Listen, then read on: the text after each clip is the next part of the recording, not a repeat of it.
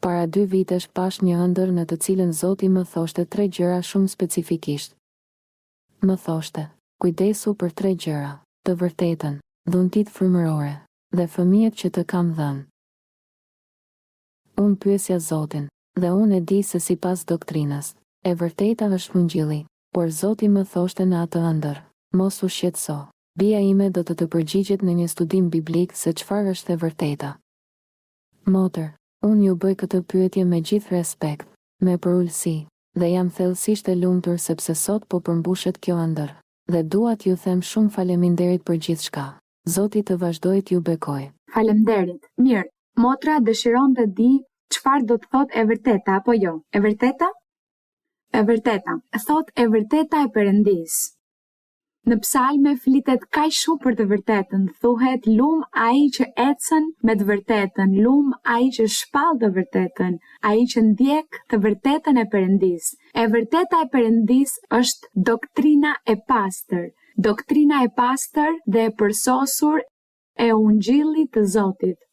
Sepse në botë ka shumë fe, ka shumë njerëz që thonë se janë të krishterë.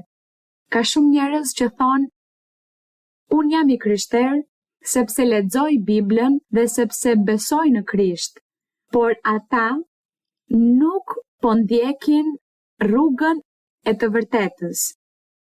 Motra thoshte, unë kuptova se e vërteta ishte Ungjilli.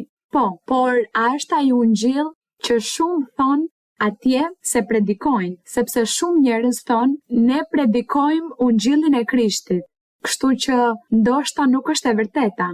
Pra e vërteta është se Ungjilli i Krishtit kur predikohet drejt, kur predikohet me pastërti, me doktrinë të pastër, të dhënë nga Perëndia, të zbuluar nga Zoti.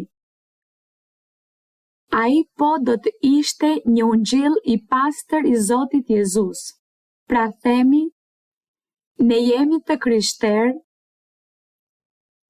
por po ndjekim një Ungjill të pastër dhe të vërtet, të drejtë.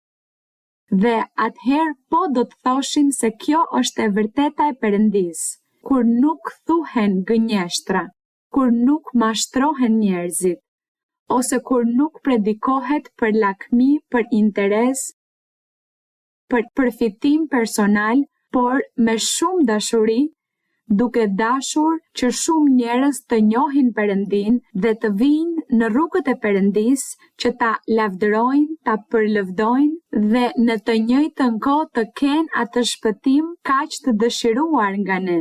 Kjo është e vërteta e Zotit, drejtësia e doktrinës.